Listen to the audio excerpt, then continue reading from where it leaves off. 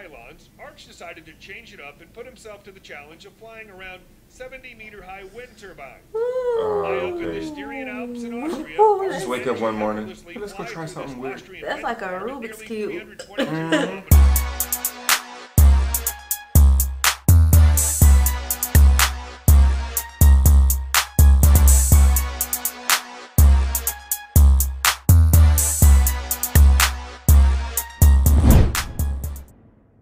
What's good, y'all? It's the Demouchets React, and we're back with another video. Who we got today, C? Today we are back with a first-time reaction to the most insane Red Bull airplane stunts. Super excited about this video, guys. But if you're new to us and we're new to you, make sure you scroll down, hit the red subscribe button, and turn on the post notification bell because we're on the road to 50K. And we cannot get there without you guys, all right? Without further ado, let's get into the video. The Red Bull company is really big on spending money on some of the wildest sports and most adventurous teams. They're set on doing insane projects that oh my god, driving in the tunnel. There was a tunnel like on a in the gliders and planes. Yeah, well, the road. Yeah, okay. But today we'll take a look at some of the craziest airplane stunts that the Red Bull team has done.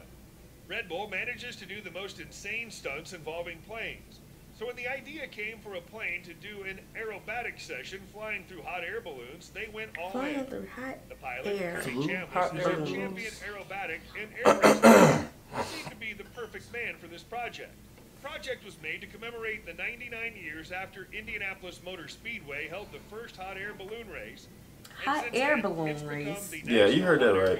We've heard of so many different races by now. Yeah, the air cutting up. They cutting up this Arizona, where a series of hot air balloons were set on the ground. The balloons would then take it to the skies just as Kirby will fly between them. He raced over, around, under, and through an array of hot air balloons at dawn. Yeah, this is some Daredevil stuff. The original plan was for him to only go through the balloons. But in the heat of the moment, Kirby decided to do some aerobatic stunts, which he took on as a challenge. That's cute. Given that much wider than pylons. When you take a look this must be in world's what's called Ripley's Believe It or Not. Ripley's Believe It or Not. Among the hot air balloons. Meet Fred Fugan and Vince Refn, the base jumping experts who managed to take the sport of wingsuit flying to the next level. The duo, known as the Soul Flyers, created a project called A Door in the Sky, where they would attempt a base jump from one of the highest peaks in Europe. It's them creating it and, you know, not knowing if it's going to work or not. Right. It all seemed a bit extreme, all I'm seeing is the little points of the mountain. It was just another challenge they needed to accomplish. They started preparing for the jump, and in the beginning, they even failed to get into the plane a few times before they got it right. Jumping from a peak of 4,062 meters above sea level, the two wingsuiters, after do they get parachutes or are they just jumping? Fly in the narrow door of the plane, traveling at a speed of 147 kilometers per hour. Oh, that is several months in training for this project and completed over 100 test flights in Spain. As soon as they accomplished the A Door in the Sky project, they explained that it was the most intense project in their career that needed a lot of attention and focus to accomplish. Yes, hug. Dirt bike stunts are no news to Red Bull. We've seen many dirt bike competitions and many bikers doing some of the most Red Bull got people doing some crazy stuff. What would happen if you mix a dirt bike with a plane? Well, you get this Under-Over project. Under-Over. For over 2 years, which consisted of detailed planning of each detail, including the ramp. In this stunt, Red Bull had BMX rider Nick DeWitt do a backflip on his dirt bike, while stunt pilot Glendale flies a plane right underneath the backflipping bike. Compared to other stunts, this doesn't sound too hard. Just right for it to result in a perfect stunt. If the timing's a few seconds off, it could result in a huge disaster. After they managed to get the speeds of both the plane and the bike, they were ready to match it with the other person and calculate the right time when the plane will be in the middle, so that the bike can be above it. They finally made the stunt happen, leaving both of them extremely happy. It looks fun, yeah, it looks good. Oh, that's a nice tunnel. If you want to become the world's first at something, it means you have to smash that like button if you haven't done so already. But no, you have to take all the risks to make it happen.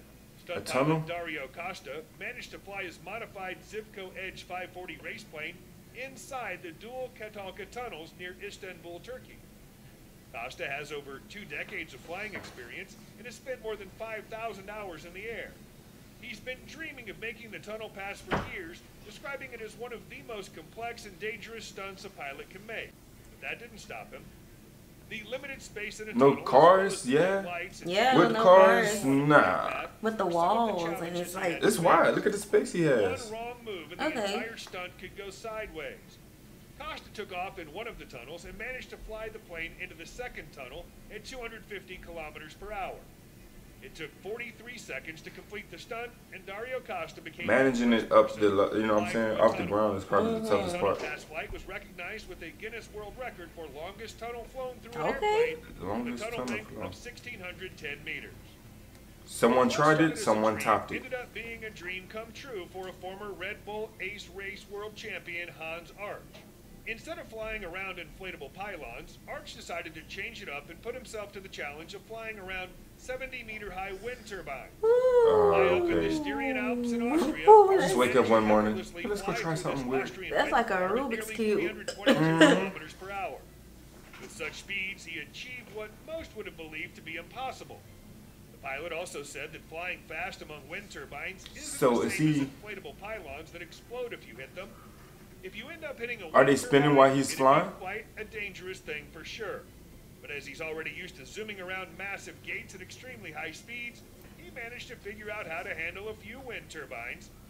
Trying to manage each twist and turn and going up or down while flying at 322 kilometers per hour is definitely a hard job, and it's quite understandable why Hans Arch was the first pilot to achieve such a crazy stunt. I don't know. Well, he went through the pose. Yeah, I thought while it was spinning, yeah, do that though. Planes fly together through a standing structure, just meters apart from each other. The two Red Bull pilots, Paul That's what they do with the and jets. Steve Jones, managed to do the impossible and believe that no one has done that so far. The two pilots, now known as the Red Bull Matadors, have been flying together for around 25 years and went into the hangar side by side while barely 3 feet off the ground. They successfully flew the planes through the hangar at a speed of 300 kilometers an hour for the first time in one of the most exciting aviation feats ever seen. The pilots recorded the world first in a 7.6 meter high hangar in North Wales.